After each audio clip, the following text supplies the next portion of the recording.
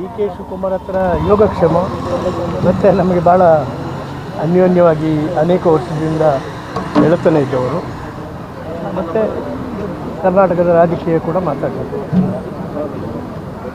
ಮುಖ್ಯವಾಗಿ ಏನು ವಿಚಾರ ಸರ್?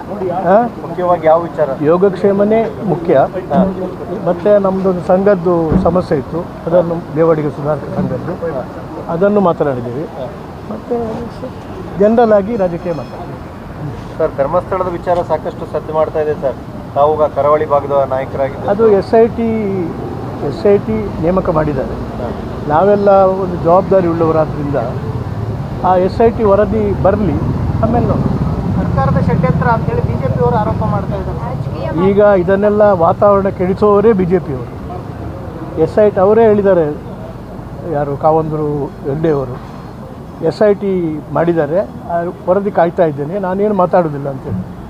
ಅವರು ಅಂದರೆ ಅವರಿಗೆ ತಿಳುವಳಿಕೆ ಇದೆ, ಈ BJP ಅವರಿಗೆ ತಿಳುವಳಿಕೆ ಇಲ್ಲ. ಅವರೇನಿದ್ದಾರೆ, ಎಲ್ಲಿ ಒಂದು ಮನುಷ್ಯನಿಗೆ ಮುಳುಗುವಾಗ ಒಂದು ಹುಲ್ಲು ಕಡ್ಡಿ ಸಿಕ್ಕಿದ್ದು ಸಾಧಾರಣ ಅದಕ್ಕೆ ನೇತಾಡ್ತಾರೆ. ಆ ವ್ಯವಸ್ಥೆಯಲ್ಲಿ ಈ BJP ಅವರಿದ್ದಾರೆ. ದಿನದಿಂದ ದಿನಕ್ಕೆ ಅವರು ಕೆಡಿಸ್ತಾರೆ ಇದನ್ನು. ಈಗ SIT ಇನ್ಕ್ವೈರಿ ಮಾಡಿ ಅದು ಅಂತಿಮ ಮಾಡುವ ಸಮಯದಲ್ಲಿ ಪುನಃ NIA CBI ಎಲ್ಲ ಹೇಳ್ತಾ ಹೋದರೆ ಅಂದರೆ ಅವರಿಗೆ ಇದು ಮುಗಿಯೋದು ಅಗತ್ಯ ಇಲ್ಲ.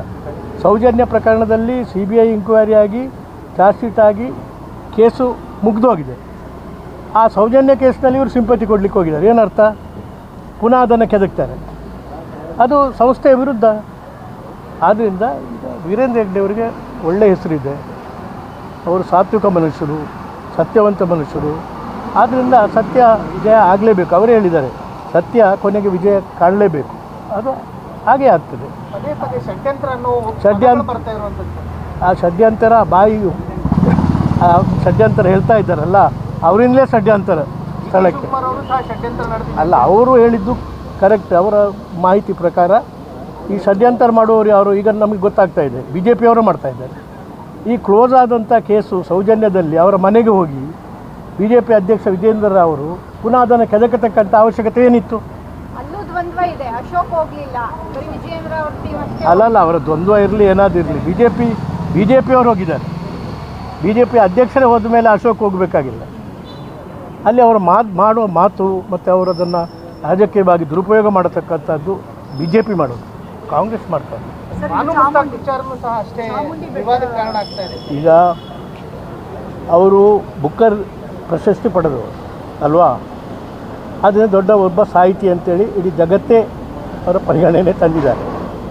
ಆಗಿರುವಾಗ ಸಹಜವಾಗಿ ಅವರನ್ನೇ ಇಡೀ ಪೂಜೆಗೆ ಕರೆದಿದ್ದಾರೆ.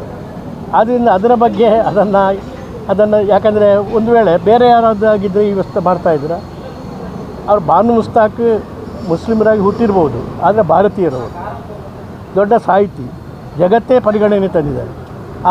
ಜಗತ್ತೇ ಒಂದು ರೆಕಗ್ನೈಸ್ ಮಾಡತಕ್ಕಂಥ ಒಬ್ಬ ಶ್ರೇಷ್ಠ ಸಾಹಿತಿಯನ್ನು ಈ ಥರ ಅವಮಾನ ಮಾಡೋದು BJPಯ ಸಂಸ್ಕೃತಿಗೆ ಅದು ಒಳ್ಳೆಯದಲ್ಲ. ಸಾಹಿತ್ಯವಾಗಿ ವಿರೋಧ ಮಾಡ್ತಾ ಇಲ್ಲ, ಅವರು ಮೂರ್ತಿ ಪೂಜೆನ ಒಪ್ಕೊಳ್ಳಿಕ್ಕೆ ತಯಾರಿಲ್ಲ, ಹೀಗಾಗಿ ಬೇಡ ಅಂತಾರೆ. ಹಾಗಾದರೆ ಪ್ರತಿಯೊಬ್ಬರ ಹತ್ರನೂ ಕೂಡ ಹುಡುಕಬೇಕಲ್ಲ.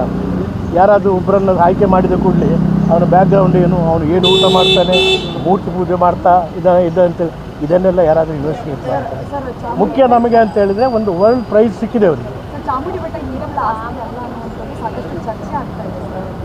ಅದು ಅಪ್ರಸ್ತುತ. ಅದು ಯಾರು ಮಾಡ್ತಾರೆ ಗೊತ್ತಲ್ಲ, ಈ ದೇಶದಲ್ಲಿ ಸಂಸ್ಕೃತಿಯ ಗಂಧಗಾಳಿ ಇದ್ದಲ್ಲದ BJP ಅವರು ಇದನ್ನು ಮಾಡ್ತಾರೆ ಹೊರತು ಅನ್ಯಥಾ ಒಬ್ಬ ಸಂಸ್ಕೃತಿಯುಳ್ಳಂಥ ಜನರು ಮಾಡ್ತಾರೆ. ಸರ್, ವಾಲ್ಮೀಕಿ ನಿಗಮದ ಹಗರಣ ಆಯಿತು, ಮತ್ತೆ ಗೋವಿ ನಿಗಮದೊಂದಾಗಿದೆ ಸರ್. ಅದೆಲ್ಲ ಸರ್ಕಾರ ಸ್ವಲ್ಪ ಸೈಡ್ ಬಂದ್ಬಿಡಿ.